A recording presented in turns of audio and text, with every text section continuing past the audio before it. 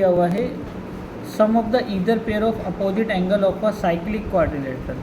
Quadrilateral तो आपको पता ही होगा, चतुर्भुज यानी जिसकी कितनी साइड होती है, 4 साइड होती है। जैसे 3 साइड वाले को ट्राइंगल बोलते हैं, तो 4 साइड वाले को क्या बोलते हैं, क्वाड्रिलेटरल। हिंदी में इसको बोलते हैं चतुर्भुज, ठीक है।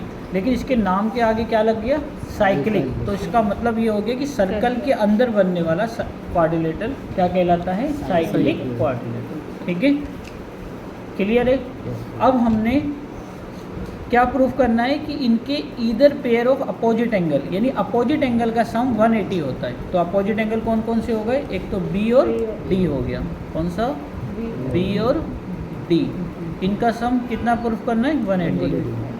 और दूसरा कौन सा अपोजिट पेयर हो गया, ए और सी।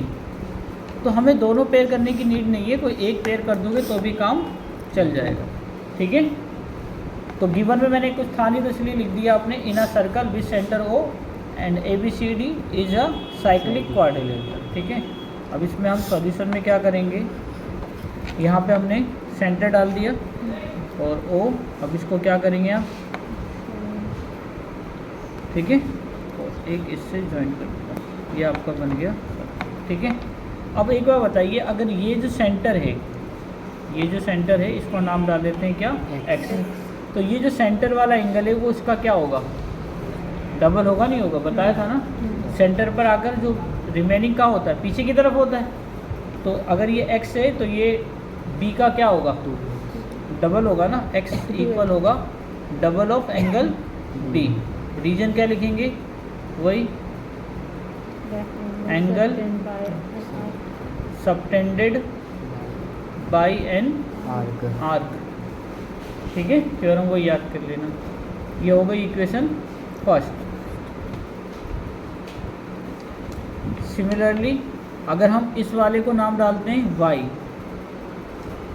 तो y सेंटर है, तो ये किसका रिमेनिंग होगा, इसका रिमेनिंग कौन सा होगा, क्योंकि इधर है ना, तो रिमेनिंग हमेशा कहाँ होता है, बैक साइड में होता है। तो इधर y है तो रिमेनिंग कहाँ होगा, इधर। तो ये किसका ट्वाइस होगा, बताइए, twice of d। Reason same लिख देना, ठीक है। अब ये इक्वेशन हो गई सेकंड, कौन सी, लिख देना, एडिंग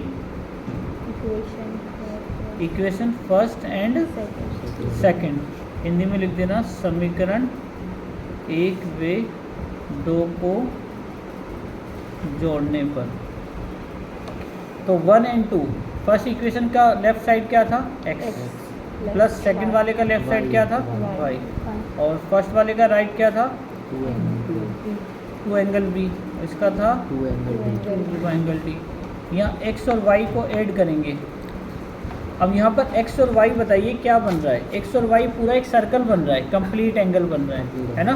तो यहाँ लिखेंगे x प्लस y कितना हो रहा है, 360। रीजन देंगे कंप्लीट एंगल, यहाँ लिख देना सिंस संपूर्ण कोण, संपूर्ण कोण 360। पूरा सर्कल कितने का होता है, 360 का। तो इसलिए यहाँ पर क्या लगा देना, देखो हर चीज़ का लॉजिक लिखते जा रहा हूँ यहाँ पर मैं, ठीक है ना, कि कौन सी चीज़ क्यों आ रही है यहाँ पर, इसलिए आप कंफ्यूज नहीं होना और एग्जाम में भी पूरा ही लिख के आइएगा आप। ये समझ में आ गया, x प्लस वाई 360 क्यों लिखा, रीजन मैंने दे दिया। वहाँ आपका बड़ा पेज होता है तो साइड में डाल दीजिएगा, ठीक है। यहाँ 2 और 2 क्या ले लेते हैं हम, कॉमन आ रहा है, क्या बचा, b और d, क्योंकि 2 दोनों में से कहाँ चला गया, इधर। अब ये 2 इधर से इससे क्या हो जाएगा, आकर नीचे आ जाएगा ना, ये 2 कहाँ शिफ्ट होगा, नीचे। मैं अभी कर नहीं रहा हूँ, अब दिखा देता हूँ, ठीक है भाई।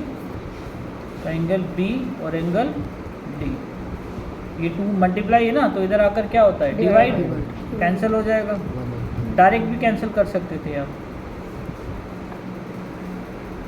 तो एंगल b और एंगल d क्या प्रूफ हो गया, यही करना था हमें, हेंस। अगर आपको सेकंड पार्ट भी करना है तो ये एडिशनल है। वैसे यही क्वेश्चन कंप्लीट हो गया है।